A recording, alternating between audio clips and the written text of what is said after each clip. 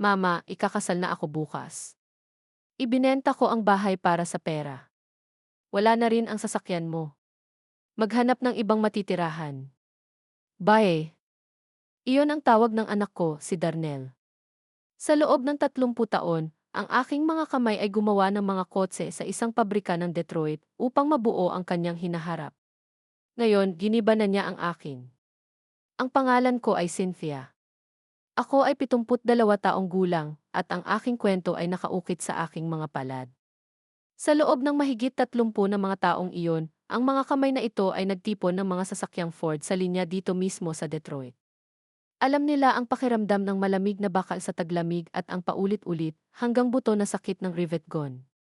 Ito ang mga kamay na nagtrabaho ng double shift, hindi pinapansin ang mga protesta ng kanilang sariling namamaga na mga buko, lahat para itaas ang aking Darnel. Siya ang aking nag-iisang anak, ang aking buong mundo, lalo na nang tawagin ng Panginoon ang kanyang ama, si James, na umuwi sa lalong madaling panahon.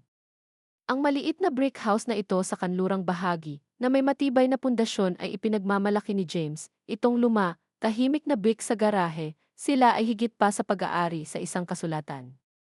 Sila ang testamento, ang nakikitang patunay ng bawat butil ng pawis na dumadaloy sa aking noo. Bawat pabulong na dasal na lumalabas sa aking mga labi. Bawat sakripisyong ginawa ko para makabuo ng buhay para sa aking anak. Ngayong gabi ay linggo at ang aking kusina ay isang santuwaryo ng mga pamilyar na pabango. Ang masaganang amoy ng pritong manok na umiinit sa cast iron skillet, isang tunog na kasing aliw ng isang himno, ay humahalo sa matamis, mainit na pangako ng cornbread browning sa oven. Ito ang aking ritual sa linggo, isang lingguhang pag-aalay ng pag-ibig na inihahanda ko sa tahimik, patuloy na pag-asa na maaaring dumaan si Darnell. Siya ay isang abalang tao ngayon, alam ko, ngunit ang pag-asa ng isang ina ay isang matigas na bagay. Mula sa bintana ng kusina, pinapanood ko ang mga unang matabang na tuklap ng nyebe ng Disyembre na nagsisimula sa kanilang mabagal, tamad na pagbaba, na nag-aalis ng alikabok sa madilim na kalye sa ilalim ng halo ng lampara sa kalye. Ito ay isang mapayapa, banayad na tanawin. Hinihila ako nito pabalik sa oras. Halos nakikita ko si Darnell bilang isang maliit na batang lalaki, hindi mas matanda kaysa sa 7, na sumabog sa parehong pintuan sa likod. Ang kanyang mga pisngi ay matingkad, masayang pula mula sa lamig ng Michigan. Subaybayan niya ang natunaw na nyebe sa linoleum at mumiti lang ako at pupunasan ito, masaya na nakauwi siya.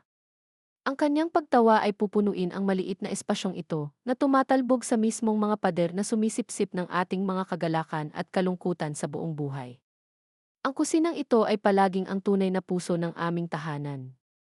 Doon ko mas mahusay na halikan ang kanyang mga tuhod na nasimot, kung saan makikinig ako ng buong atensyon sa kanyang mga pangarap noong bata pa siya, at kung saan ang simple, sagradong pagkilos ng pagsasalo ng pagkain ay parang pinakamakapangyarihang anchor sa universo.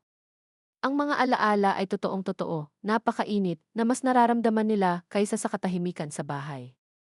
Ngayon ang aking kamay, halos sa sarili nitong pagsang-ayon, ay pumatong sa pagod na katad ng aming pamilyang Biblia. Nakaupo ito sa kitchen counter, isang tahimik na saksi sa lahat. Ang mga pahina ay malambot na parang tela, ang mga gilid ay napunit mula sa habambuhay na hawak ng mga kamay na naghahanap ng patnubay. Ito ay nahuhulog sa isang lugar na alam ko sa puso, awit 23. NBI scanned the words, but my mind is carried back to 2008. That crisis, hindi basta-basta tumama sa balita.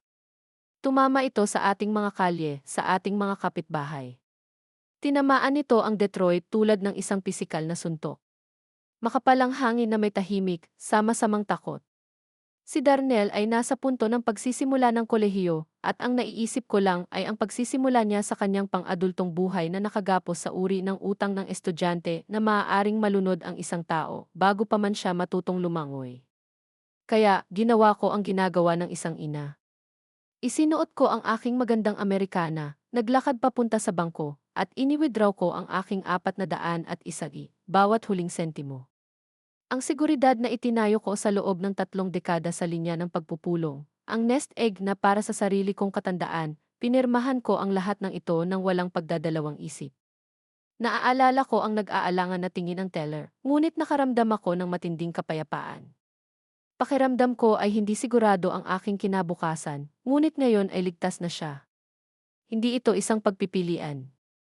Ito ay isang pamumuhunan sa kanyang kaluluwa. Palagi akong naniniwala na nagtatanim ka ng magagandang binhi, nagtitiwala ka sa pag-aani. Ang Panginoon ang aking pastol, hindi ako magkukulang. Ibinubulong ko ang mga salita, ngunit ang isang maliit, malamig na buhol ng pagkabalisa ay humihigpit sa aking tiyan. Isang ginaw na walang kinalaman sa taglamig sa labas. Isang buong linggo na ngayon. Isang buong linggo na walang tawag. Walang text. Hindi yan katulad ng darnel ko.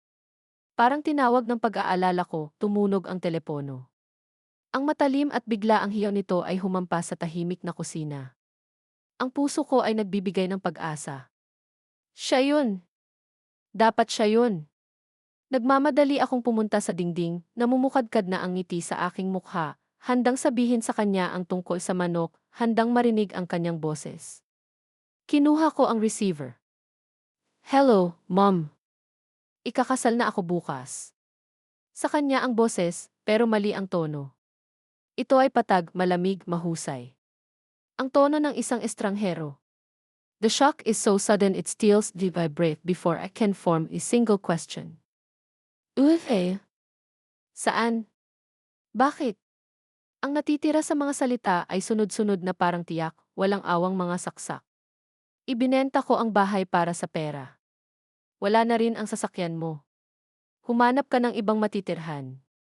Bye. Isang pag-click at pagkatapos ay ang mahaba, guwang na drone ng dial tone. Isang walang laman na tunog na pumupuno sa silid, pumupuno sa aking ulo, na umaabot sa isang walang hanggang kawalang paniwala. Hindi man lang niya ako tinawag na mama, ang pangalan na ginamit niya simula pa lang makapagsalita siya. Si mama lang. Isang salita ng transaksyon. Nakatayo ako sa tabi ng counter, nakahawak pa rin ang kamay ko sa receiver bago ito manhid. Hindi ko nararamdaman na dumulas ito sa aking mga daliri, ngunit naririnig ko ito. Naririnig ko ang malakas at pangit na kalabog habang tumatama ito sa sahig ng linoleum. Ang tunog ng isang bagay na mahalagang pagsira. Ang mayaman, nakakaaliw na pabango ng aking luto ay nagiging nakakasakit, isang makapal, nakakakloy na presensya sa hangin. Sa labas ng bintana, hindi na banayad ang nyebe. Ito ay isang blizzard ngayon, bumabagsak ng mabilis at mabigat, galit na binubura ang mundong alam ko. Ang aking kapayapaan, ang aking tahanan, ang aking buhay, lahat ay nasira. Nakaupo sa stovetop ang golden brown cornbread na inihurnong para sa kanya. Isang perpekto, mainit, tahimik na pangutya ng isang pag-ibig na katatapos lang nahatulan at itinapon. Ako ay lubos na nag-iisa, nakatayo sa isang bahay na hindi na akin. Hindi ko alam kung gaano ako katagal nakatayo doon matapos ang linya. Ang cornbread sa counter ay naging mainit at malamig. Ang nyebe sa labas ay lumapot at naging malapit ng maputi. Hindi nakatulog ng gabing iyon. Nakaupo lang ako sa lumang armchair ni James, pinagmamasdan ang mga anino sa sala na lumalaki at lumilipat hanggang sa ang kulay abong liwanag ng umaga ay nasala sa mga bintana. Kinabukasan, ang araw ng kanyang kasal, ay nagsimula hindi sa isang tawag sa telepono, ngunit sa isang malakas, naiinip na katok sa aking pintuan. Hindi si Darnell iyon. Ito ay isang lalaking nakasuot ng mura at gusot na suit na may clipboard sa kanyang kamay at isang hangin ng hiwalay na inis. Wala siyang pinakilalang pangalan, titulo lang. Moving assistance, anunsyo niya na nilagpasan na ako sa foyer. May iniabot siyang papel para makita ko, isang photocopy. Nakita ko ang sarili kong pirma sa ibaba, nanginginig ngunit malinaw. Isa itong power of attorney, isang dokumentong pinirmahan ko ilang taon na ang nakararaan, na nakaupo mismo sa mesa ko sa kusina pagkatapos ipaliwanag ni Darnell na ito ay isang pag-iingat lamang. Kung sakaling magkasakit ka, Mom, Anya, puno ng pag-aalala ang boses. Para mabayaran ko ang iyong mga bayarin at asikasuhin ang mga bagay-bagay. Hindi ko alam. Hindi niya kailanman sinabi na kasama sa pinong print na inalis niya ang kapangyarihang ibenta ang bahay ko, ang kotse ko, ang buong buhay ko.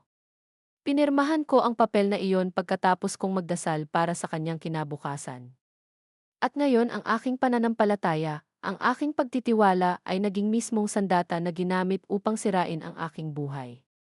Walang ibang salita, sinimula ng lalaki ang kanyang trabaho.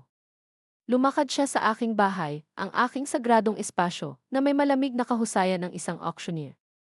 Mayroon siyang isang rolyo ng matingkad na kulay na mga sticker, at sinimulan niya itong ihampas sa aking mga gamit.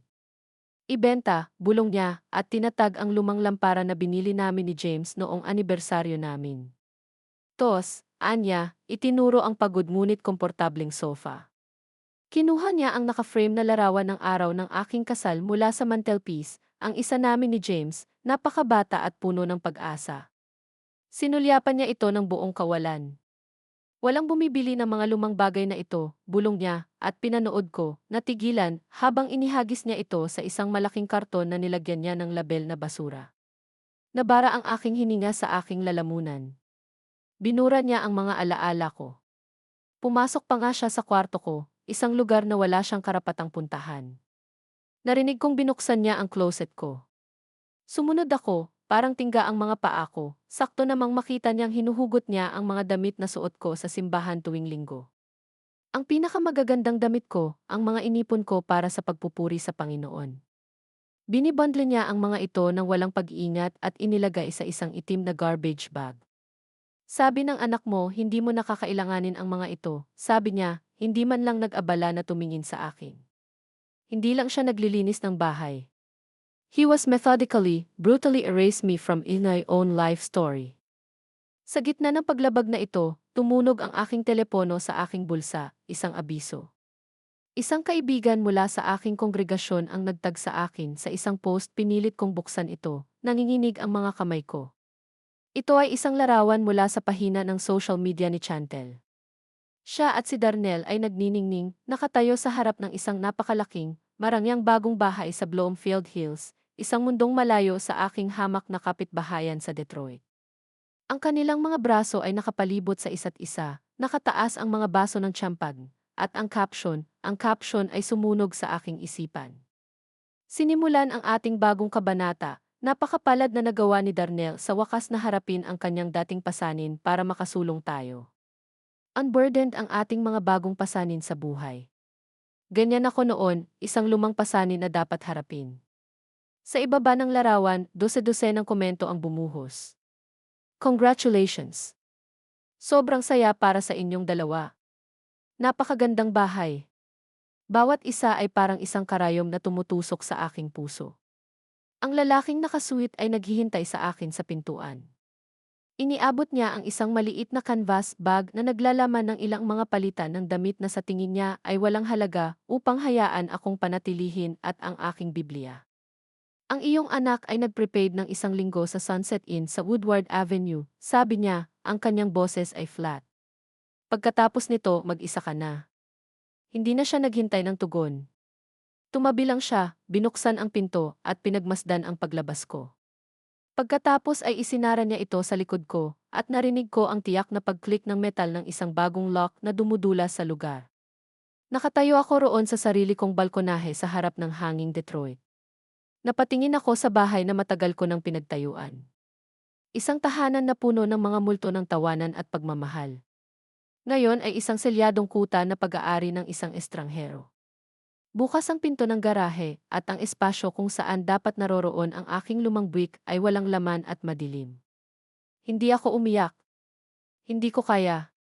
Ang tanging naramdaman ko ay isang lamig na mas malalim kaysa sa hangin ang taglamig, isang glasyal na lamig na tila nagpapalamig sa aking kaluluwa. Ito ay ang lamig ng ganap na pagkakanulo. Bumaba ang tingin ko sa aking mga kamay, sa namamagang buko, at sa magaspang at kalyo na bala. Ito ang mga kamay na nagpalit ng kanyang mga lampin, nagluto ng kanyang mga pagkain, humawak sa kanya ng mahigpit kapag natatakot siya sa dilim. Ngayon sila ay walang laman. Lahat ng naitayo ko, bawat sakripisyong ginawa ko ay naibenta ng sarili kong anak sa mura at mabilis na presyo. Lahat para tustusan ang isang bagong buhay na walang puwang para sa akin. Ang aking bagong mundo ay may pangalan, ang Sunset Inn. Ito ay isang mahaba, mababang gusali na nakasquat sa tabi ng walang katapusang dagundong ng Woodward Avenue. Ang aking silid, numero 114 na, ay amoy ng lipas na usok ng sigarilyo at ang matalim, chemical na pabango ng pang-industriyang bleach. Isang kombinasyon na kumapit sa likod ng aking lalamunan. Ito ang bago kong tahanan. Isang manipis na polyester na bedspread na may isang solong paso ng sigarilyo malapit sa sulok. Isang lampara na may baluktot na lilim. Isang telebisyon ang nakadikit sa dingding na hindi ko kailanman binuksan. Ito ang mundong pinili ng anak ko para sa akin. Isang hindi kilalang silid sa isang abalang kalsada kung saan walang katapusang dumaan ang mga kotse at truck. Ang kanilang mga headlight ay tumatawid sa aking dingding sa panandalian, makamulto na mga pattern. Walang alam sa kanila. Walang sinuman sa kanila ang makapag-isip na sa loob ng madilim at nakalimutang silid na ito, isang 72 anyos na babae ang binura ng sarili niyang anak. Sa unang 2 araw, hindi ako kumikibo. Umupo ako sa gilid ng matigas na kutson, nakapatong ang mga kamay ko sa tuhod ko, at tumitig ako sa tapat ng dingding. Ito ay isang maputla, masakit na dilaw, at isang network ng mga bitak na kumakalat sa kabuuan nito na parang sapot ng gagamba. Tinunton ko ang kanilang mga landas gamit ang aking mga mata. Sinundan ko ang bawat pagliko, bawat bali. Para akong tumitingin sa mapa ng sarili kong puso. Hindi ako umiyak.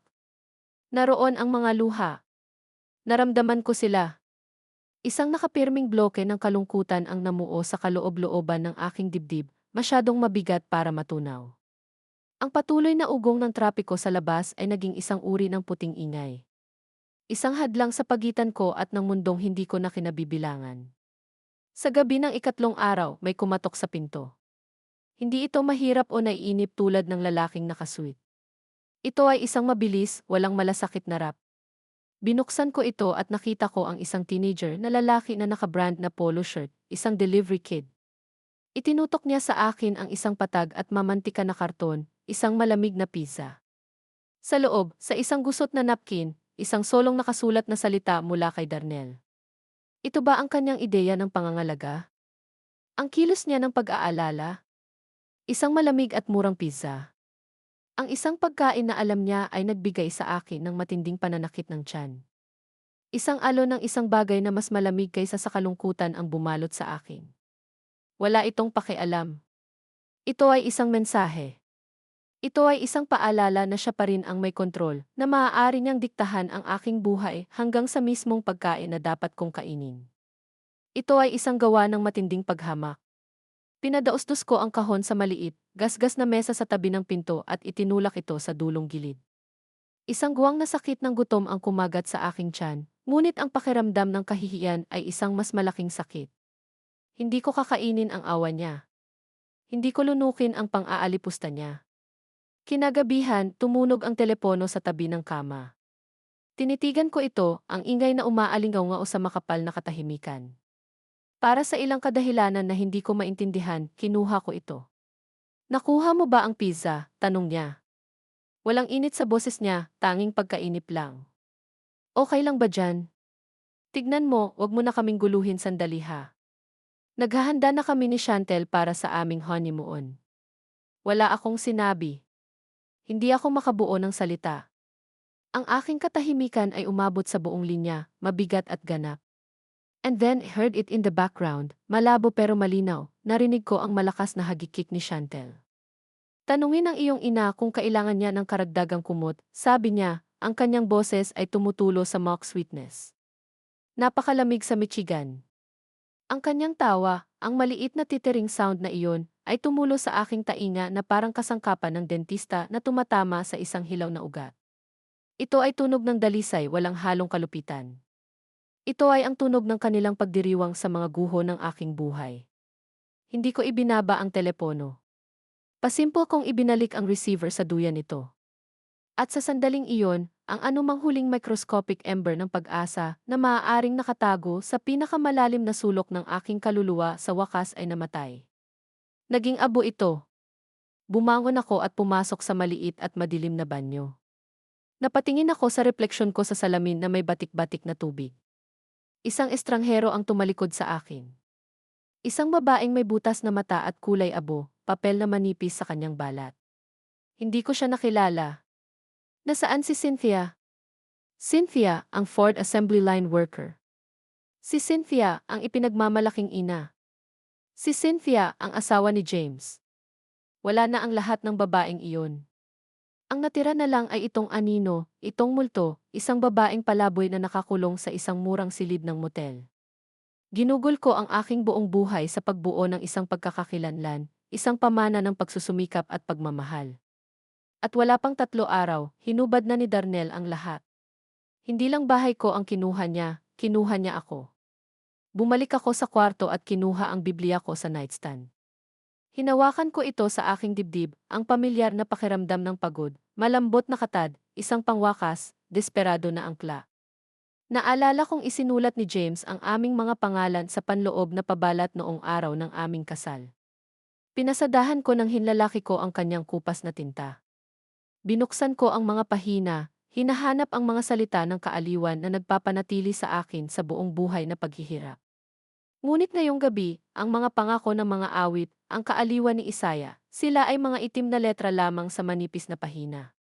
Nadama nila na walang laman, guwang. Pakiramdam ko, kahit ang Diyos mismo ang lumayo sa akin. Dahan-dahan, kusa kong isinara ang libro. Iba ang sumunod na katahimikan. Mas mabigat ito ngayon, mas nakasusuffocate kaysa sa walang katapusang ingay ng mga sasakyan sa Woodward Avenue. Ito ay ang katahimikan ng isang libingan. Sa loob ng 4 na walang katapusang araw, umiral ako sa loob ng 4 na dingding ng silid ng motel na iyon. Nawalan ng kahulugan ang oras. Ang mundo ay lumiit sa heograpiya ng basag na pader, ang patuloy, nakakaawang amoy ng bleach, at ang walang tigil, walang malasakit na dagundong ng trapiko sa Woodward Avenue. Ngunit sa ika-5 araw, habang nakatayo ako sa bintana, pinagmamasdan ang kulay abo, walang kulay na daigdig na dumaraan, may isang bagay na tumusok sa hamog ng aking kawalan ng pag-asa. Pababa sa parking lot, nakita ko ang isang eksena. Isang binata, na nabaluktot ang mukha sa galit, ay sumisigaw sa isang matandang babae. Ang kanyang boses ay isang matalas, pangit na balat, at siya ay nagkumpas ng ligaw gamit ang kanyang mga kamay. Pagkatapos ay dinukot niya ang pitaka sa kanyang balikat. Napabalikwas siya, hindi sa pag-iyak, kundi sa tingin ang natigilan, tahimik na hindi makapaniwala. At nakita ko ang mga mata niya. Sa panandali ang sandaling iyon, sa tapat ng parking lot, nakita ko ang isang tingin na kilala ko.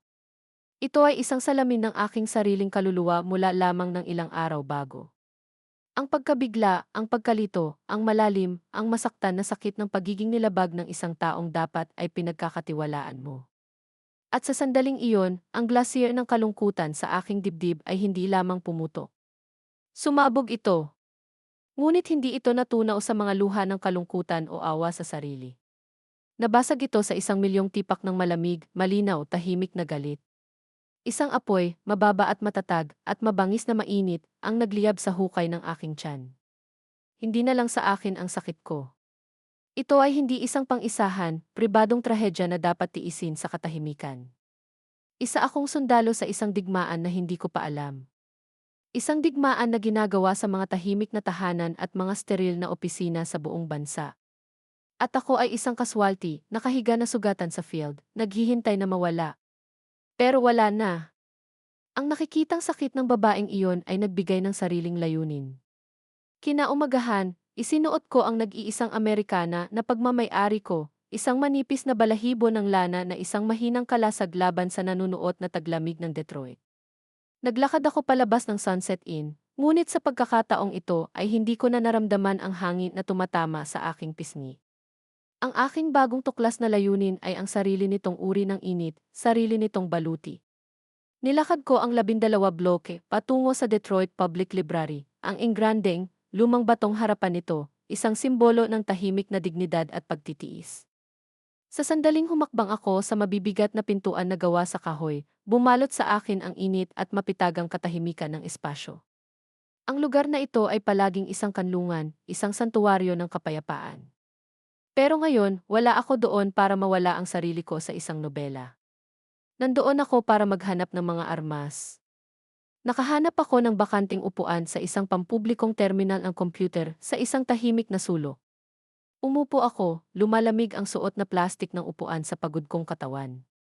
Sa loob ng mahabang sandali, nakatingin lang ako sa kumikinang na screen, sa keyboard na may mga kupas na letra.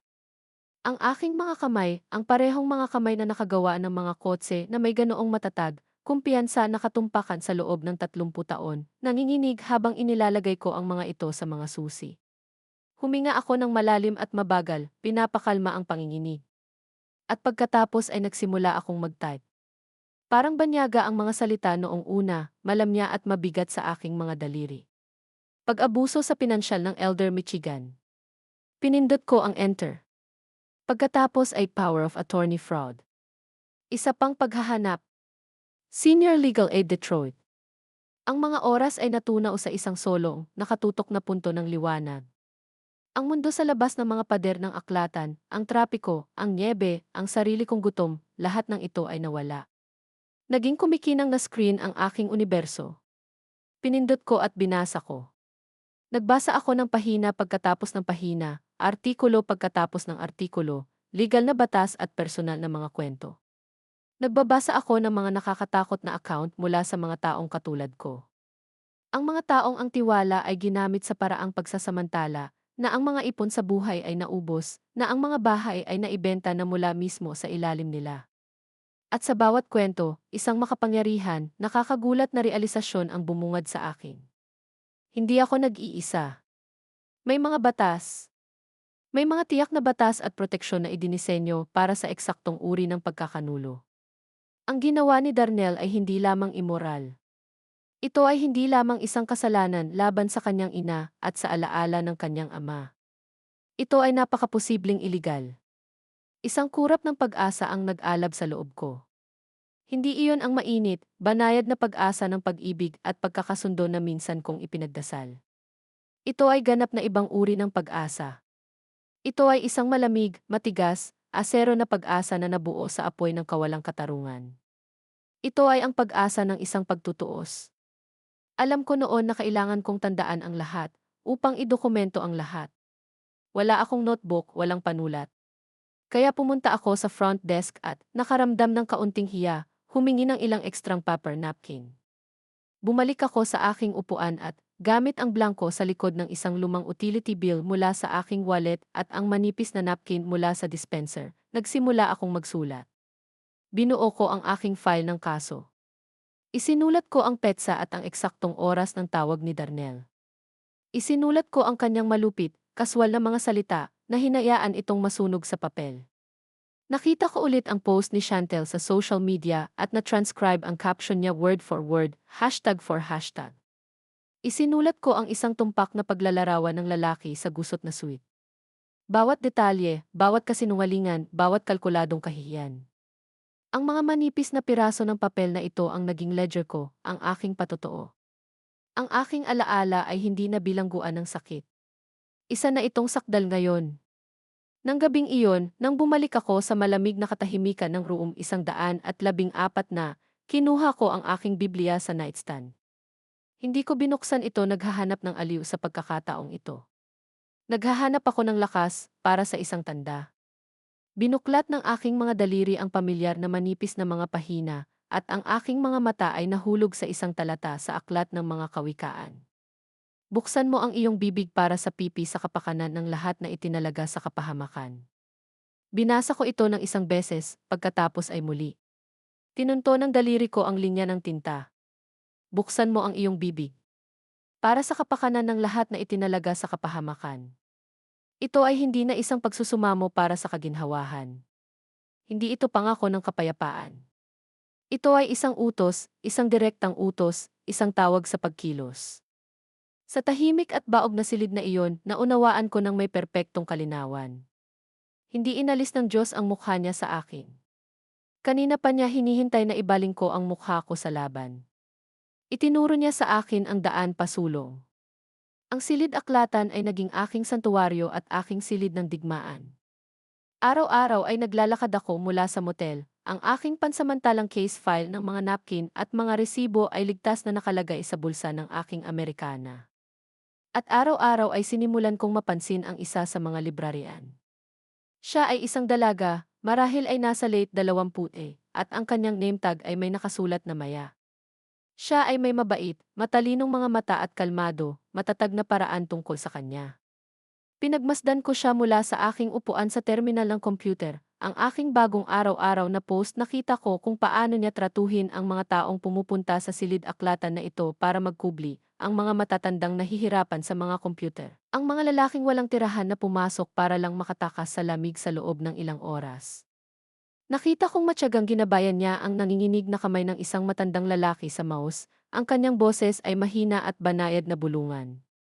Nakita kong dinala niya ang isang tasa ng tubig, hindi hinihingi, sa isang babaeng mukhang pagod at malapit ng lumuha. Hindi siya tumingin sa kanila ng may awa o inis. Hindi niya nakita ang mga ito bilang mga pasanin. Nakita niya sila bilang mga tao. May paggalang sa kanyang mga titig, isang malalim, nananatiling kabaitan na napakabihirang tila isang himala.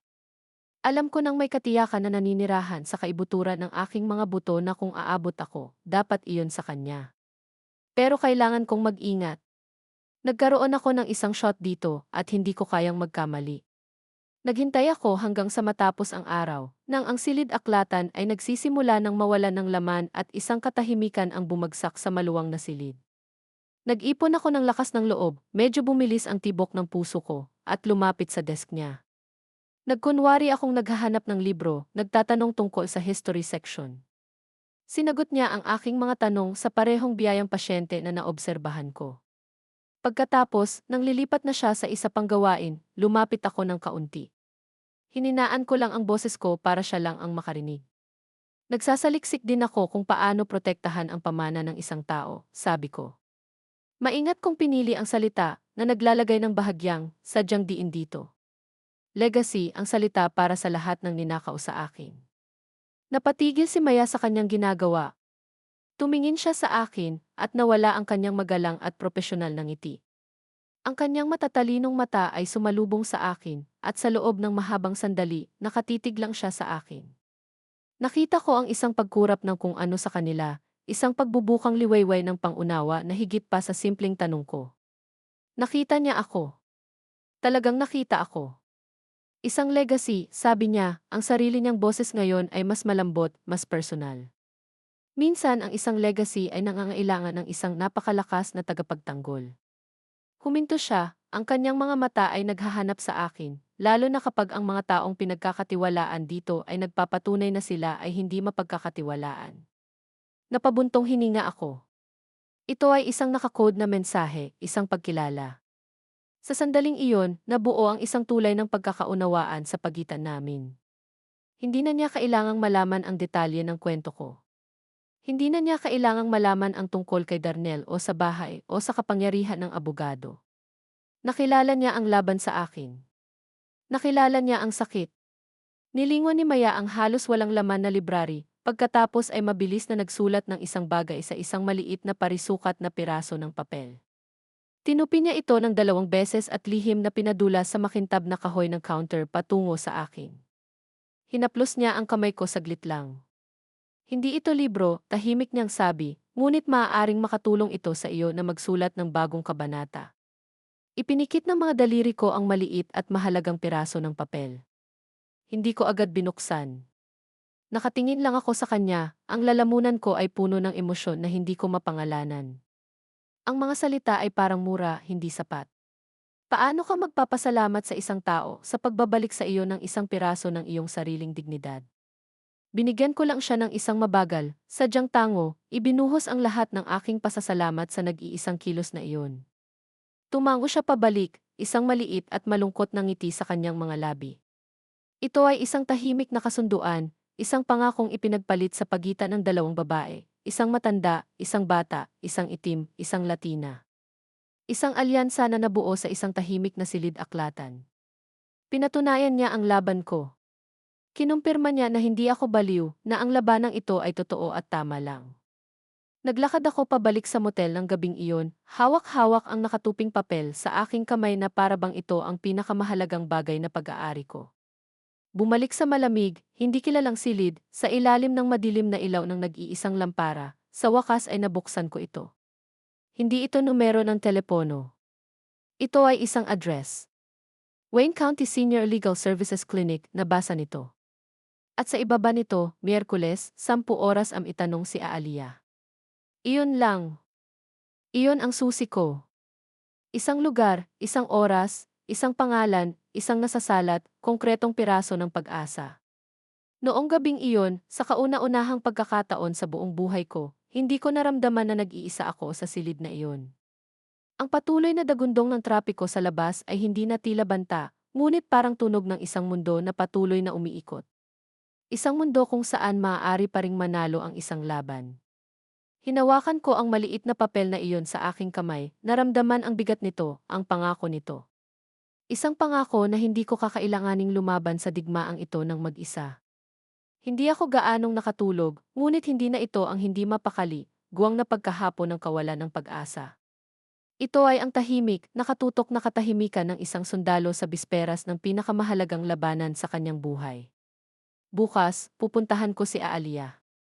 Bukas, sisimulan kong isulat ang sarili kong pangalan pabalik sa mga pahina ng aking buhay. Noong Miyerkules ng umaga, kinurot ko sa bulsa ng aking Amerikana ang nakatuping papel mula kay Maya na para bang isa itong mahalagang ibon. Bawat isa sa 20 blok na nilakad ko mula sa motel patungo sa address ay parang isang milya.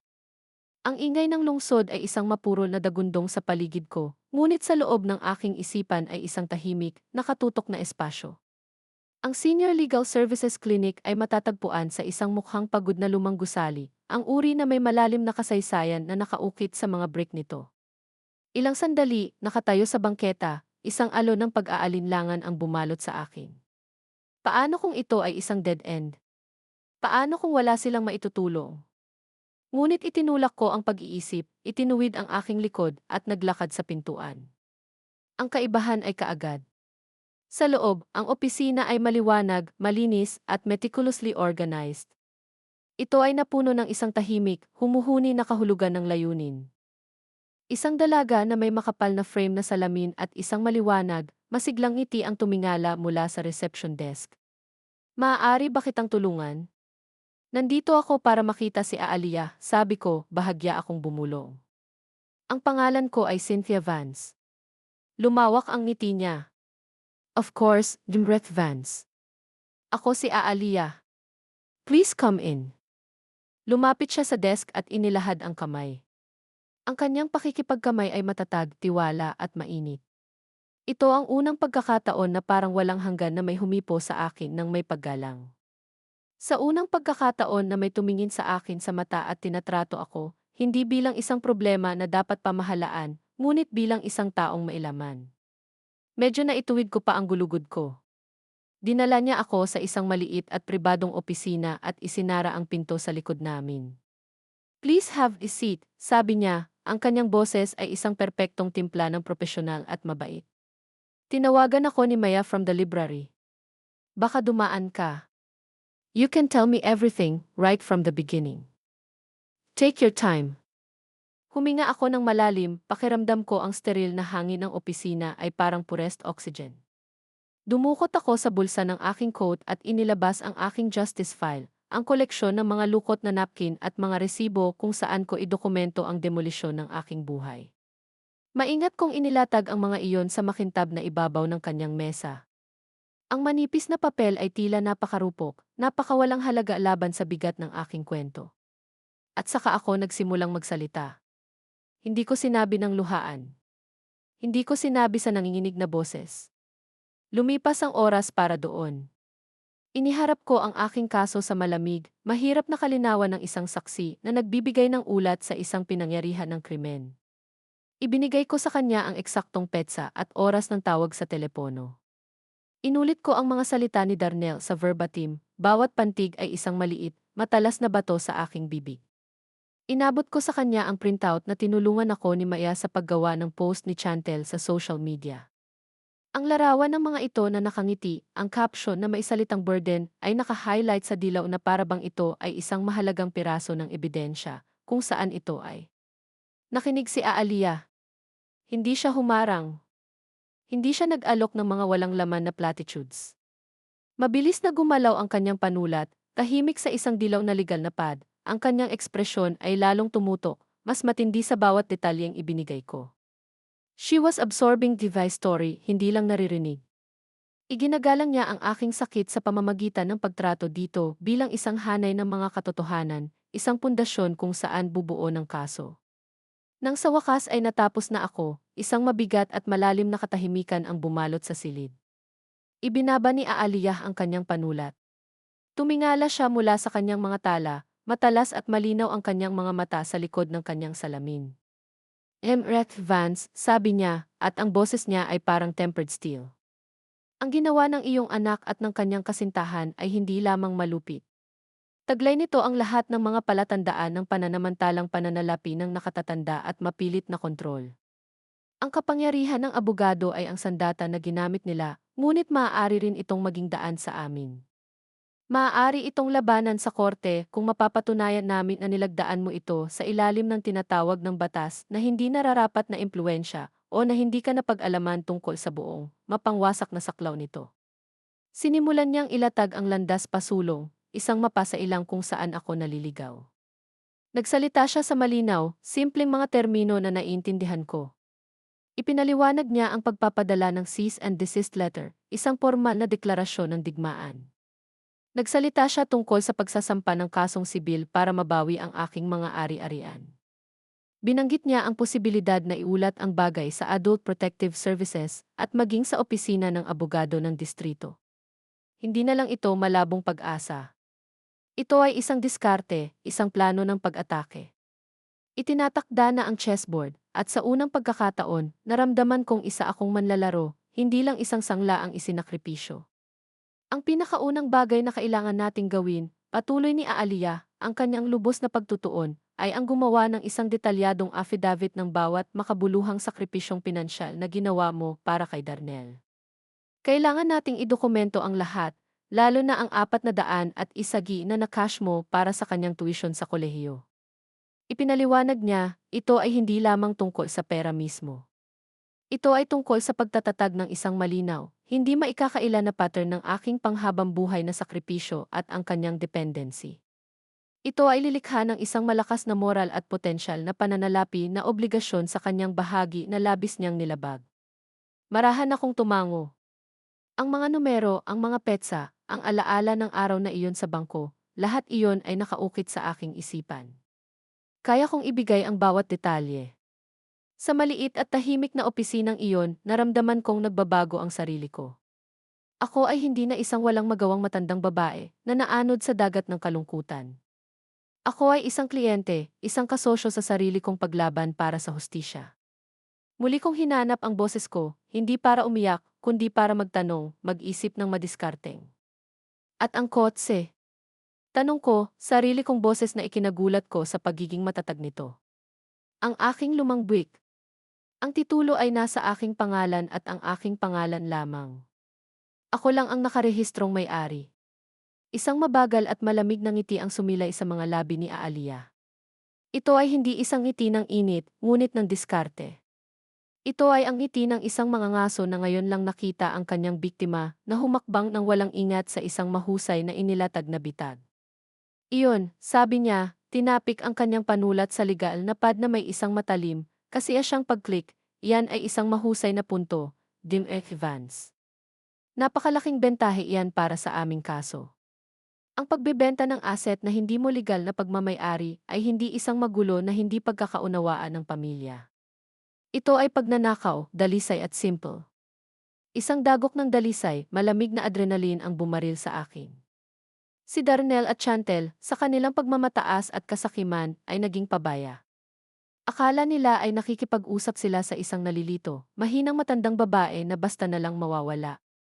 Nagkamali sila at ako, kasama si Aaliyah na nasa tabi ko ngayon, ay gagamitin ang bawat isa sa kanilang mga pagkakamali para paghiwalayin sila, pira-piraso, hanggang sa wala nang natira kundi ang walang bahid, brutal na katotohanan. Makalipas ang isang linggo, bumalik ako sa opisina ni Aaliyah.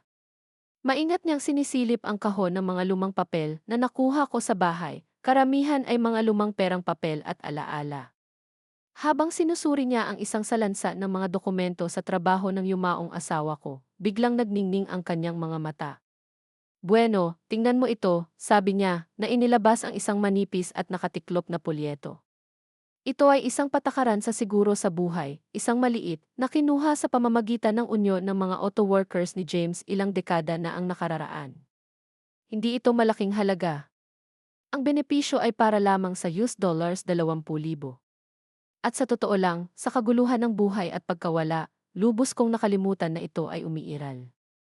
Isa itong multo mula sa nakaraan na akala ko ay matagal nang nakabaon. Inilapag ito ni Aalia sa mesa sa pagitan namin, may pag-aalalang ekspresyon sa kanyang mukha. Ito na, Jim Rex Vance, sabi niya, isang bago, matalas na enerhiya sa kanyang boses. Ito ang pain natin, paliwanag niya sa kanyang iniisip. Ang dami ay perpekto. Ito ay sapat na maliit upang paniwalaan na sana ay hindi ko ito napapansin, na ito ay isang nahanap na kayamanan. Ngunit ito ay sapat lamang upang magising ang kasakiman na siya, ay tiyak na natutulog sa ilalim lamang ng makintab na ibabaw ni Darnell. Ang plano ay simple, eleganteng, at lubos na walang awa. Kailangan nating dalhin siya sa isang recorded line, paliwanag ni Aalia, at sabihin sa kanya ang kanyang intensyon na kunin ang perang ito para sa kanyang sarili. Ang plano ay nangangailangan sa akin na gawin ang isang bagay na hinamak ko. Kinailangan akong maging artista. Kinailangan kong tawagan si Darnell at gumanap sa papel ng isang nalilito, walang magawang matandang babae, ang mismong taong pinaniwalaan niya ako. Kinailangan kong maging mahina, nawawala, at lubos na umaasa sa patnubay ng kanyang matalinong anak. Nag-rehearse kami sa opisina niya. Nagpraktis akong hayaang manginig ang aking boses. Idinagdag ang isang tala ng pagkalito, ng pagod na pagbibitiw. Kinasusuklaman ko ang bawat segundo nito. Para akong pagtataksil sa malakas na babae na kilala ko sa aking sarili, ang babaeng humarap sa mga kapatas sa sahig ng pabrika at nagpalaki ng isang bata sa kanyang sarili. Ngunit alam ko rin na ito ay isang kinakailangang pagganap. Upang mahuli ang isang ahas, minsan kailangan mong magpanggap na isang daga. Ang galit ko ang naging panggatong ko na nagpapahintulot sa akin na itulak ang pagkasuklam at tumuon sa papel na dapat kong gampanan. Kinabukasan, umupo ako sa isang upuan sa opisina ni Aalia, isang recording device na legal na nakakonekta sa linya ng telepono.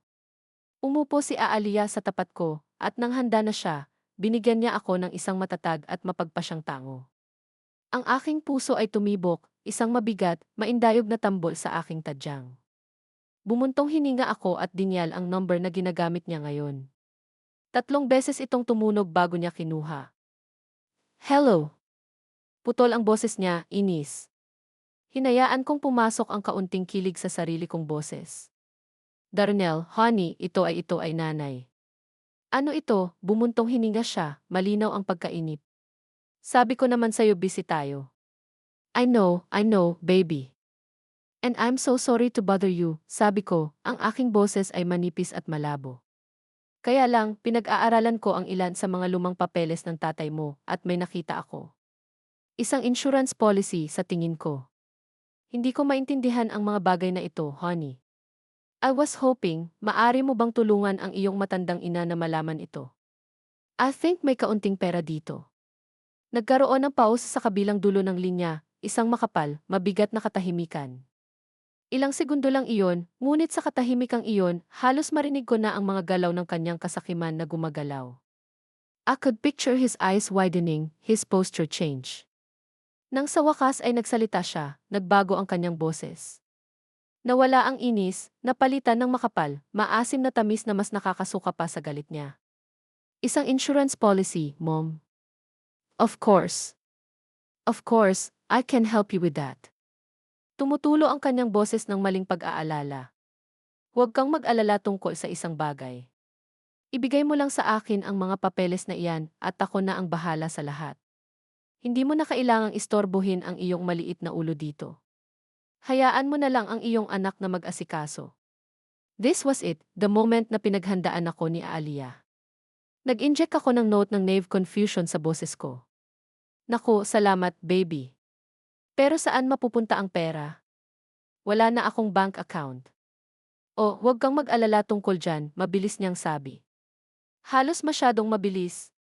I'll keep it safe for you. I'll put it in a special account for you, under my name, of course, just to make it easier to manage. You know, he added, his voice oozing with fake sincerity. Para magamit ko ito para alagaan ka mamaya. Pumikit ako. Okay, Darnell, bulong ko.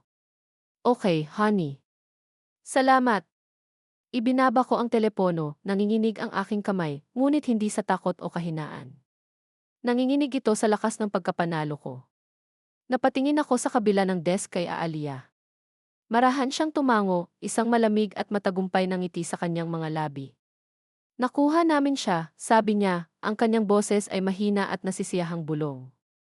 Inamin lang niya sa isang legally recorded line na may balak na i-divert ang mga asset mo sa sarili niyang personal account. Inabot lang niya sa amin ang tali. Akala ni Darnell ay minamanipula niya ang isang nalilitong matandang babae. Hindi niya alam na isa lang pala siyang sakim, mayabang na isda na umaasam ng pain na napaka-perpekto, napakatiyagang itinakda. Ang bitag ay nakasara na. Naayos na ang entablado. Inayos ni Aaliyah ang pulong sa conference room ng kanyang opisina sa ilalim ng isang simple at nakakaakit na pagkukunwari para pirmahan ko ang huling papeles para maklaim ni Darnell ang pera sa life insurance. Dumating sila sa tamang oras, isang power couple na handa para sa kanilang close-up. Pumasok si Darnell na may kumpiyansa, pagmamay-ari na pagmamayabang, ang uri ng pagmamataas na nagmumula lamang sa paniniwalang hindi ka mahawakan. At sa tabi niya, nakakapit sa braso niya, ay si Chantel. Nakasuot siya ng bago, makulay na damit na taga-disenyo, isang slash ng mamahaling seda na tila tinutuya ang tahimik at seryosong dignidad ng opisina ng batas. Wala akong duda na binili ito gamit ang blood money mula sa aking tahanan. Umupo sila sa mga malalambot na upuan sa tapat namin ni Aaliyah, na naglalabas ng hangin ng mapagkunwari. Tumingin sila sa amin, sa akin, na para bang kami ay mga menor de edad na functionaries, at sila ay royalty na ibinibigay sa amin ang dakilang karangalan ng kanilang presensya. Nanatili akong tahimik, isang estatwa ng kalmado, ang aking mga kamay ay nakatiklop ng maayos sa aking kandungan. Hindi na ako biktima. Ako ay isang madla na naghihintay na tumaas ang kortina sa huling pagkilos. Sinimulan ni Aaliyah ang pagpupulong na may tono na hindi nakadisarma. Salamat sa inyong dalawa sa pagpasok ngayon, sabi niya, ang kanyang boses ay kasing kinis ng makintab na mahogani ng mesa. Bago tayo makarating sa disbursement ng patakaran sa siguro, mayroon lamang ilang natitirang mga bagay tungkol sa kapangyarihan ng abogado na ginamit ni Evans. Kailangan lang nating linawin ang mga ito para sa ating mga record. Inilapag niya ang isang pirasong papel sa ibabaw ng mesa. Ito ay ang bank statement na nagpapakita ng pag-withdraw ng aking buong 401 ang kabuuan ng aking trabaho sa buhay. Ipinapakita ng dokumentong ito na isinakripisyo ni A. Evans ang kanyang kumpletong seguridad sa pananalapi, ang kanyang buong pagreretiro para sa iyong pag-aaral sa kolehiyo, D. Evans. Sa moral at bilang legal na pagtatalo namin, ito ay nagtatatag ng isang malaking utang ng pangangalaga na dapat mong gawin sa kanya. Isa na malinaw na hindi isinasaalang-alang noong iniwan mo siyang walang tirahan. Umuso lang si Darnell, isang maikli, pangit na tunog ng puro dismissal. Iyan ay sinaunang kasaysayan, sabi niya, na ikinakaway ang isang dismissive na kamay na parabang tinatanggal ang isang nakakainis na lamok. Ang kanyang kaswal na kalupitan ay makapigil hininga. Kung gayon, pag-usapan natin ang kasalukuyan, sabi ni Aaliyah, at agad na nawala ang init ng boses niya. Naging kasing lamig at matalim na parang tipak ng yelo. Inilapag niya ang pangalawang papel sa ibabaw ng mesa. Iyon ay ang color printout ng social media post ni Chantel, ang larawan ng kanilang mga nakangiting mukha, isang nakakagulat na counterpoint sa mga salita sa ibaba. Tinapik ni Aaliyah ang isang perpektong manicured na daliri sa caption. "I'm Rhett Vance here." Siya ang dati mong pasanin na ikinatuwa mo ng makalaya, di ba, Williams? Ang perpektong ayos na mukha ni Chantel ay namutla, isang maskara ng malutong na porselana na pumuputok sa ilalim ng presyon. Napawi ang ngiti niya sa katuluyang gumuho. Ay, hindi iyan, hindi ko sinasadya, nautal niyang sabi, hindi makabuo ng magkatugmang pangungusap. Tinapunan siya ni Darnell ng isang purong galit, ang kanyang mga mata ay nangangako ng kabayaran sa ibang pagkakataon. At ito, sabi ni Aaliyah, ang kanyang boses ay mapanganib na tahimik habang siya ay naglalagay ng isang maliit, maayos na stack ng mga papel sa mesa. Ang aking mga napkin, ang aking mga resibo, lahat ay maayos na naka-photocopy at nakaayos sa isang formal na exhibit. Ito ang personal na tala ni N. Evans, isang kasabay na record na nagdodokumento sa bawat aksyon ng emosyonal at pinansyal na pang-aabuso na naranasan mo sa kanya mula nang magsimula ang pagsubok na ito. Ang mapagmataas na kumpiyansa ay nagsimulang makitang maubos sa mukha ni Darnell. Ang pagmamayabang sa kanyang mga balikat ay impis na parabang may nabunot na saksakan. Ang kanyang mga mata ay umikot mula sa mga papel kay Aaliyah, pagkatapos ay sa akin, ang tahimik na nagmamasid. Nagsisimula siyang maunawaan na ito ay hindi isang simpleng pagpirma. Ito ay isang ambush. At sa wakas, sabi ni Aaliyah, ang kanyang boses ay bumaba sa isang mababang, malakas na antas habang nakatingin siya ng diretsyo sa aking anak, ang kanyang tingin ay nakatutok sa kanyang upuan. Tungkol sa $20,000 na insurance policy. Huminto siya, isang master ng timing, hinayaan ang katahimikan sa silid hanggang sa ito ay maigting at umuugong sa tensyon. Mayroon kaming recording ng iyong tawag sa telepono kay Ian Evans noong nakaraang linggo, isang tawag kung saan tahasan mong sinabi ang iyong intensyon na i-divert ang mga pondong iyon sa sarili mong personal bank account. Sa estado ng Michigan, iyon ay isang textbook na kahulugan ng wire fraud. Lumapit si Aaliyah at pinindot ang isang maliit na buton sa isang discrete digital recorder na nakaupo sa gitna ng desk. At pagkatapos ay ang kanyang sariling boses, makinis at madulas, na puno ng silid. Isang malaswang alinggaw ng sarili niyang panlilinlang. Huwag kang mag-alala tungkol sa isang bagay, inay. Iingatan ko itong ligtas para sa iyo. Sa ilalim ng aking pangalan, syempre, para lang mapadali ang pamamahala. Ang epekto ay kaagad. Parang bombang sumabog sa tahimik na conference room. Si Chantel ay nagpakawala ng isang maliit, nakakatakot na hinga, ang kanyang kamay ay lumipad sa kanyang bibig. Tinitigan niya ang asawa na parabang isa itong halimaw na una niyang nakita. Ang mukha ni Darnell ay naging maputi at walang dugo. Nakaawang ang kanyang bibig, nanlaki ang kanyang mga mata sa matinding takot na mahuli ng lubusan. Nabasag ang dam ng kanilang pagtitimpi. Nagsimula silang magpanik, isang galit na galit, pangit na gulo ng mga pagtanggi at pagrereklamo. This is your fault, bulong nito sa kanya. Ang mahal mong panlasa. She fired back, nanginginig ang boses niya sa gulat. Sinabi mo sa akin na okay lang siya. Nagsinungaling ka sa akin. Ang kanilang maganda, matagumpay na harapan ay nabasag doon mismo sa mamahaling karpet ng opisina ni Aaliyah, na inilantad ang bulok, makasarili na core sa ilalim. At sa kabila ng lahat, umupo ako ng maayos. Pinagmasdan ko silang naglaho. Hinayaan ko ang kanilang kaguluhan na mahugasan ako nang hindi ginalaw ang aking kaluluwa. Naghintay ako hanggang sa tuluyang mawala ang kanilang galit na mga bulong at mga akusasyon, hanggang sa ang tanging ingay sa silid ay ang kanilang gasgas at gulat na paghinga. Tapos medyo sumandal ako sa upuan ko. Tumingin ako ng diretsyo kay Darnell, sa mukha ng lalaking minahal ko ng sobra. Ang lalaking hindi ko nakilala. Hindi ako nagtaas ng boses. Hindi ko naman kailangan. Ang aking mga salita ay mahinahon, nasusukat, at kasing bigat ng bakal mula sa planta ng River Rouge. Ibinenta mo ang bahay ko. Ibinenta mo ang kotse ko. Tinapon mo ang alaala ng iyong ama. Akala mo ay wala akong laman.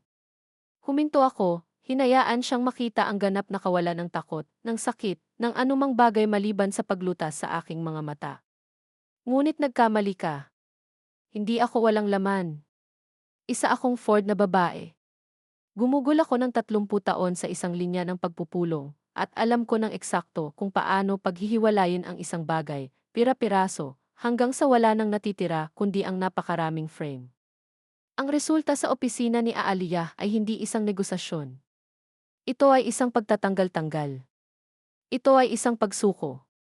Nahaharap sa isang bundok ng hindi maikakaila na katibayan ang nakakahamak na mga record sa pananalapi, ang pampublikong kahihiyan ng post sa social media, at ang napakalinaw na audio recording ng kanyang sariling boses na nagpaplanong magnakaw mula sa akin si Darnell ay walang natitira sa board. Ang banta ng pag-uusig ng kriminal para sa pandaraya at pagnanakaw, isang pag-asa na makakasira sa kanyang maingat na itinayo na imahe at posibleng mabilanggo siya, ay mabigat at tahimik sa hangin. Si Aaliyah, mahinahon at determinado, ay naglatag ng mga tuntunin ng pag-areglo. Hindi sila mga mungkahi. Ang mga ito ay mga utos na inihatid ng hindi masasalungat na puwersa ng batas. Upang maiwasan ang isang pampubliko, mapaminsalang kaso at isang kriminal na pagsisiyasat, kinailangan ni Darnell na iundo ang kanyang ginawa. Isa itong ehersisyo sa sistematikong pagbura. Napilitan siyang ilagay sa merkado kaagad ang bagong bahay sa Bloomfield Hills, ang magarbong at marangal na tropeo na binili niya sa mga nalikom mula sa trabaho ko sa buhay. Ang mga pondo mula sa pagbebentang iyon ay ilalagay sa isang escrow account kung saan ako ay babayaran ng buo, independenteng tinasa na halaga ng aking tahanan at aking sasakyan, kasama ang mga pinsala para sa aking emosyonal na pagkabalisa. Ang parusa ay isang anyo ng perpekto, patulan na hustisya. Ang mismong simbolo ng bagong buhay na kanyang ninakaw ay ngayon ang halagang kailangan niyang bayaran para sa kanyang kalayaan.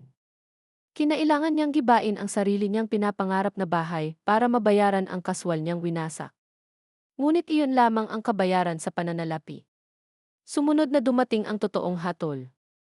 Sa aming huling pagpupulong, kung saan nilagdaan ang mga papeles sa pag-areglo, ipinakita sa kanya ni Aaliyah ang isang huling dokumento. Ito ay isang kopya ng aking bagong testamento, notaryo at legal na may bisa. Sa loob nito, ako ay nag-ingat ng husto upang matiyak na ang aking mga huling kahilingan ay isang hindi mababasag, huling pahayag. Si Darnell at Chantel ay hindi lamang nawalan ng mana. Ang kanilang mga pangalan ay buo sa talaan ng aking buhay. Wala akong iniwan sa kanila ni isang dolyar, ni isang litrato, ni isang sentimental na alaala. Para bang hindi sila nag-i-exist sa kwento ko. Ang kabuuan ng aking ari-arian, kabilang ang mga na-recover na pondo, ay dapat ilagay sa isang bagong nabuong trust. Binasa ni Aaliyah ang pangalan ng malakas, malinaw at malakas ang boses niya sa tahimik at nakatulala na silid, The Cynthia Vance Foundation for Elder Justice. Ang aking legacy ay hindi magiging isang halaga ng pera para sa isang walang utang na loob na bata na sayangin. Ito ay magiging isang kalasag para sa mga mahina, isang sandata para sa mga walang pagtatanggol, isang mapagkukunan para sa iba pang mga magulang. Iba pang mga lolo't lola na natagpuan ang kanilang mga sarili sa parehong madilim na lambak na aking dinaanan. Ang sakit ko ay gagawing proteksyon para sa iba. Sa sumunod na mga araw, ang aking lumang telepono ay naging pinagmumulan ng palagian, desperadong ingay.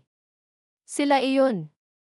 Si Darnell ay tatawag, ang kanyang boses na makapal sa mura, madulang pagpapakita ng mga luha, na humihingi ng tawad, na nagsasabi sa akin na nakagawa siya ng isang napakalaking pagkakamali na mahal niya ako. Makalipas ang isang oras, tatawag si Chantel, ang kanyang boses ay isang desperado, mataas na impit, na nakikiusap sa akin na muling isaalang-alang, na nagsasabing gagawin nila ang anumang bagay, ganap na kahit ano. Pero hindi ako sumagot. Hinayaan kong mag-ring ang telepono, nakikinig sa matinis, walang magawang sigaw nito hanggang sa mapunta ito sa katahimikan ng voicemail. Pagkatapos ng isang linggo ng walang kabuluhang pagganap na ito, umasok ako sa isang tindahan, bumili ng bago, simpleng telepono at binigyan ako ng bagong numero. Ang kanilang mga boses, na dating kayang basagin ang aking mundo, ngayon ay wala ng kapangyarihan sa akin. Mga multo lang silang bumubulong sa kawalan na hindi na nila maabot. Pinaghirapan nila ako para hindi ako makita. At ngayon ay turn ko na para mawala sila sa buhay ko. Ang aking katahimikan ay ang aking huling, pinakamalakas na hatol. Gumawa ako ng isang malinaw at mulat na desisyon. Hindi ako babalik sa aking maliit na bahay na ladrilyo sa kanlurang bahagi. Ang mga alaala doon, na dating napakainit at mahalaga, ay nadungisan ng mapait, hindi maalis na bahid ng pagkakanulo. Ito ay hindi na isang santuwaryo. Ito ay isang pinangyarihan ng krimen. Sa halip, sinimulan ko ang sinadya, masayang gawain ng muling pagtatayo. Ang una kong ginawa ay pumasok sa isang car dealership. Ang amoy ng mga bagong gulong at malinis na upholstery, isang pabango ng purong posibilidad. Hindi ko nais na bumalik ang aking lumang buwik. Masyadong mabigat ang mga multo nito. Gusto ko ng bago, isang bagay na akin lang. Bumili ako ng maaasahan, komportableng bagong sedan, binayaran ko ito ng buo gamit ang tseke ng cashier. Ako mismo ang nagmaneho nito sa load. Ang pakiramdam ng bago, makinis na manibela sa ilalim ng aking mga kamay, isang deklarasyon ng malalim na kalayaan. Sa unang pagkakataon sa mga buwan, ako ang nasa driver's seat ng sarili kong buhay, at ang daan sa unahan ay sarili kong pipiliin. Ang susunod kong hintuan ay isang tahimik, malinis, at secure na senior living apartment complex sa isang mapayapang bahagi ng lungsod. Pinili ko ang isang maliwanag at maaliwalas na apartment sa ikalawang palapag na may maliit na balkonahe kung saan matatanaw ang isang hardin na puno ng mga palumpong ng rosas. Ito ay mas maliit kaysa sa aking bahay, ngunit ito ay pakiramdam na hindi masusukat na mas malaki. Parang kalayaan. Ginugol ko ang susunod na linggo sa pag-unpack, pag-aayos ng aking bago at simpleng kasangkapan. Ang bawat maliit na kilos ay isang ritual ng pagbawi ng aking buhay, pagsaksak ng bagong lampara at pagpuno sa silid ng mainit at tuloy-tuloy na liwanag, ginagawa ang kama gamit ang sariwa, malulutong na mga kumot na pinili ko, at nilagyan ng sarili kong pagkain ang maliwanag at malinis na kusina. Ang bawat aksyon, gaano man kaliit, ay isang tahimik, malakas na paninindigan ng sarili kong otonomiya. Ang tanging bagay na dinala ko mula sa lumang, sirang buhay na iyon ay ang Biblia ng aking pamilya. Hindi ko ito inilagay sa isang kahon. Hindi ko itinago sa drawer. Inilagay ko ito sa maliit na mesa sa tabi ng bago kong paboritong armchair. Ito ay hindi na lamang isang libro ng kaginhawahan o isang tawag sa pagkilos. Ito ay isang monumento, isang testamento. Ito ay isang paalala hindi ng pagtataksil na aking tiniis, ngunit ng hindi ka panipaniwala, hindi inaasahang lakas na natuklasan ko sa aking pinakamadilim na oras. Ito ay patunay na ako ay lumakad sa lambak ng anino ng kamatayan at hindi ako natatakot sa kasamaan. Natutunan ko sa pamamagitan ng apoy at sakit kung paano maging sarili kong pastol. At ang aking tasa, na minsang walang laman at nabasag, ay nagsimulang mabusog muli. Nakahanap na ng bagong ritmo ang buhay ko ngayon. Ito ay isang tahimik, steady na beat, isa sa sarili kong gawa na tinutugtog sa drum ng katatagan. Tuwing Martes ng umaga, hindi na ako nakaupo sa tabi ng isang silent phone, isang bilanggo ng pag-asa, naghihintay ng isang tawag na hindi darating, isang tawag na hindi ko na gusto. Sa halip, sumakay ako sa kotse ko, ang binili ko para sa sarili ko, dinadama ang solidong bigat ng mga susi sa kamay ko, at nagmaneho ako papunta sa community hall sa dati kong simbahan. Hindi ako dumalo sa isang serbisyo, hindi sa tradisyonal na kahulugan. Pumunta ako upang magpatakbo ng isang pulong, ang lingguhang pulong ng suporta ng Cynthia Vance Foundation para sa Elder Justice. Ang silid mismo ay simple. Isang bilog ng mga pagod na metal na natitiklop na upuan, isang palayok ng matapang na kape na nagtitimpla sa sulok na pinupuno ang hangin ng isang mainit, nakakaengganyang pabango. Ngunit ang silid na ito ay naging pinakasagradong espasyo na nakilala ko. Nakaupo ako sa bilog na iyon kasama ang iba pang mga lalaki at babae, mga taong may mga kwento na umaalinggaw sa masasakit na mga contours ng aking sarili. Nakikinig ako sa isang retiradong guro na kinumbinsi siya ng anak na pumirma sa kanyang mga tseke sa pensyon para sa isang hindi mapapalampas na pamumuhunan na nawala. Nakikinig ako sa isang balo na ang apo ay lihim na naglabas ng pangalawang mortgage sa kanyang binayaran na bahay. Nakikinig kami sa isa't isa ng walang paghusga. Ibinahagi namin ang aming mga kwento, hindi bilang mga kwento ng aba upang umani ng awa, ngunit bilang mga patotoo ng kaligtasan. At pagkatapos ay simulan natin ang tunay na gawain. Tinutulungan namin ang isa't isa na mahanap ang landas patungo sa mga serbisyong legal, tulad ng pagtulong sa akin ni Aalia at Maya. Nagbabahagi kami ng impormasyon na aming nahanap. Nag-aalok kami ng mga sakay sa mga appointment. Bumubuo kami ng lakas sa mga numero. Ang simpleng silid na iyon, minsan sa isang linggo, ay napupuno ng tunog ng mga tahimik na boses na muling naghahanap ng kanilang kapangyarihan. Ang init ng malalim, hindi sinasabing empatiya at ang hindi matitinag na lakas ng isang komunidad na tumangging masira. Hindi na ako biktima. Tinitingnan ko ang buhay ko ngayon at nakakita ako ng survivor. Ngunit higit pa riyan, may nakikita akong gabay. Kinuha ko ang mga tulis-tulis, sirang piraso ng sarili kong karanasan at ginawa ko ang mga ito, hindi isang sandata ng paghihiganti. Ngunit sa isang mapa para sa iba na natagpuan ang kanilang sarili na nawala sa parehong madilim at nakakatakot na kagubatan. Hindi ko na isinasalaysay ang aking kwento para pag-isipan ang sakit. Sinasabi ko ito upang magbigay ng malinaw na aksyonan na diskarte. Nagsasalita ako sa kanila tungkol sa kritikal, hindi mapag-usapan na kahalagahan ng pagdodokumento ng lahat, ng paggawa ng kanilang sakit sa isang ledger ng mga katotohanan. Sinasabi ko sa kanila ang tungkol sa paghahanap ng lakas ng loob na basagin ang katahimikan at humingi ng tulong, at tungkol sa pangunahing pangangailangang malaman ang kanilang mga karapatan sa ilalim ng batas. Nakatingin ako sa kanilang mga mata na nagtataglay ng parehong malalim na takot at kahihiyan na dati kong kilala. At sinasabi ko sa kanila, ng buong pananalig sa aking kaluluwa, na ang kanilang mga kwento ay mahalaga, na ang kanilang mga tinig ay may bigat. Kinuha ko ang pinakamatinding sakit ng aking buhay at binago ko ito sa aking pinakadakilang, pinakamalalim na layunin. Ang mga binhi ng pag-asa na ating itinanim ay nagsimulang tumubo sa maganda, hindi inaasahang paraan. Si Maya, ang batang librarian na may mabait na mata na una kong tahimik na kakampi, ay naging regular na voluntaryo sa aming mga pagpupulong. Dinadala niya ang kanyang laptop at ang kanyang kadalubhasaan sa pasyente, na tumutulong sa aming mga miyembro sa online na pananaliksik at pagprint ng mga legal na dokumento. Ang kanyang tahimik na kakayahan, isang biyako ng liwanag para sa mga pakiramdam na nawala sa digital na mundo. Isang araw, pumunta siya sa aming pagpupulong na may nakatiklop na pahayagan sa ilalim ng kanyang braso, isang mapagmataas na ngiti sa kanyang mukha. Ito ay ang Detroit Free Press. Binuksan niya ito sa seksyon ng metro, at doon, sa ikatlong pahina, ay isang tampok na artikulo tungkol sa aming pundasyon.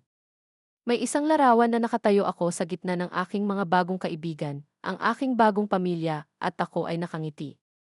Isang tunay at malalim na ngiti na umabot sa aking mga mata. Hindi na ako naging pabigat sa isang malupit na post sa social media, isang talababa sa buhay ng ibang tao. Ako ay isang tagabuo ng komunidad sa pahayagan ng lungsod. Ang aking legacy ay hindi na isang maliit na bahay na ladrilyo na maaaring ibenta mula sa ilalim ko. Isa na itong pundasyon ng pag-asa na hinding-hindi maaalis. After our meeting last Tuesday, may lumapit sa akin na babae na first time na dumalo. Siya ay isang maliit at mukhang mahinang babae, at ang kanyang mga mata ay namumula pa rin at namamaga dahil sa mga luhang malamang na matagal na niyang pinipigilan. Hinawakan niya ang kamay ko, nanginginig ang sarili niyang parang ibong nakulong. Hindi ko alam kung ano ang gagawin, bulong niya, ang kanyang boses ay nabulunan sa kawalan ng pag-asa na kinikilala ko bilang sarili ko. Kinuha niya lahat. Basta, hindi ko alam kung saan magsisimula. Tumingin ako sa kanyang nakayukong balikat at malungkot na mga mata, at sa kanyang mukha, nakita ko ang isang perpektong refleksyon ng aking sarili sa lahat ng mga buwan na nakalipas sa malamig, malungkot na silid ng motel. Ang parehong takot, ang parehong kawalan ng pag-asa, ang parehong pakiramdam ng ganap at lubos na nabura. Dahan-dahan kong hinawakan ang nanginginig niyang kamay sa magkabilang kamay ko, hinawakan ito ng mahigpit, ipinaramdam sa kanya ang lakas na taglay ko ngayon. Alam ko, sabi ko, ang aking boses ay mainit at matatag at sigurado. Alam ko ang pakiramdam na mas mahusay kaysa sa sinuman. Tumingin ako ng diretso sa mga mata niya, handang makita niya ang katotohanan, para maramdaman ang pangako sa mga salita ko. Ngunit nagawa mo na ang pinakamahirap na bahagi. Nagpakita ka ngayon. Nagpasya kang magsalita. Nagsimula kang lumaban. Binigay ko ang kamay niya ng nakakapanatag na pagpisil. Ngayon maupo ka. Hayaan mong ipagkuha kita ng isang tasa ng kape, at hayaan mong sabihin ko sa iyo kung ano ang susunod nating gagawin. Ang aking buhay ay hindi na tinukoy ng kung ano ang kinuha sa akin. Ito ay tinukoy sa bawat solong araw sa pamamagitan ng kung ano ang pinili kong itayo mula sa mga durog na bato. Sinubukan nilang burahin ang aking pangalan upang bawasan ang habambuhay na pag-ibig at paggawa sa isang talababa ng abala.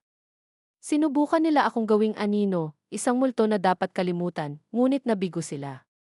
Ang pangalan ko ay Cynthia Vance. Ako ang may akda ng sarili kong kwento. At alam kong isa lang ang kwento ko sa milyon-milyon. Alam kong kapag ganito kami nakaupo, parang agos lang ang mga kwento. Ngayon, ibinahagi ko sa iyo ang aking puso. At ngayon, lubos kong ikinararangal na marinig ang isang bahagi mo. Alam mo, isang simpleng pag-click ng isang buton sa iyong screen, isang like, isang subscribe, o isang pagbabahagi. Para sa marami, maaaring ito ay tila isang maliit, lumilipas na kilos, ngunit sa akin at sa lahat ng tahimik na boses na kailangang marinig, bawat isa sa mga pag-click na iyon ay isang maliit na liwanag sa kadiliman. Ito ay isang tahimik na paraan ng pagsasabi, nakikita kita. Naririnig kita. Mahalaga ang iyong kwento. Ito ay nagpapaalala sa akin na hindi tayo invisible. Ang isang simpleng pag-click mula sa iyo ay isang malakas na pahayag ng suporta para sa akin, at ito ang nagbibigay daan sa akin upang patuloy na ibahagi ang mga kwentong ito. Pagkatapos ng kwento ko, may nagbago sa akin. Sa loob ng ilang linggo, ang gusto ko lang ay may makarinig sa aking katotohanan. At ngayong mayroon ka na, napagtanto ko na ang pinaka gusto ko ay marinig ang sa iyo. Sa ibaba sa seksyon ng komento na iyon, lubos akong ikinararangal kung ibabahagi mo sa akin ang isang piraso ng iyong kwento. Sabihin sa akin ang tungkol sa isang oras na naramdaman mong hindi mo narinig. Sabihin sa akin ang tungkol sa isang pagnanasa na maaaring isipin ng iba ay hangal. O sabihin sa akin ang tungkol sa isang sandali na natagpuan mo ang iyong lakas, kahit na sa pinakamaliit, pinakatahimik na paraan. Babasahin ko sila. I will carry them with me, kasi yung story mo, it matters. Kaya naman gusto naming bumuo ng Gritty Ages, isang komunidad kung saan maibabahagi namin ang mga kwentong ito na nagmumula sa kaibuturan ng aming mga puso. Alam kong may sarili kang mga pribadong kwento, mga bagay na minsan mahirap ibahagi, kahit sa pamilya o mga kaibigan. Nandito ako para makinig, makibahagi sa iyong kasiyahan at kalungkutan, dahil lahat tayo ay may karapatang igalang at pakinggan. At kung hindi ka pa nahaharap sa isang bagyong tulad ko, at tunay kong ipinagdarasal na hindi mo ito naranasan, mangyaring ibahagi ang kagalakan. Sabihin sa akin ang tungkol sa isang magandang nangyari ngayon. Mangyaring ibahagi ito sa akin. Ito ay magiging isang malakas na pagmumula ng lakas na tumutulong sa akin at sa lahat na nanonood ng video na ito upang gumaling at makahanap ng pananampalataya at pagganyak sa ating sariling buhay. Alam kong ang ilan sa inyo ay maaaring nanonood nito sa inyong telebisyon ngayon. Kung mangyaring huwag mag-atubiling kunin ang iyong telepono at hanapin ang aking channel, Gritty Ages. Talagang inaasahan kong ibahagi sa iyo ang mga damdaming ito. Bumuo tayo ng isang komunidad kung saan ibinabahagi natin ang ating tunay na damdamin. Gawin natin itong lugar kung saan tayo nakikinig sa isa't isa.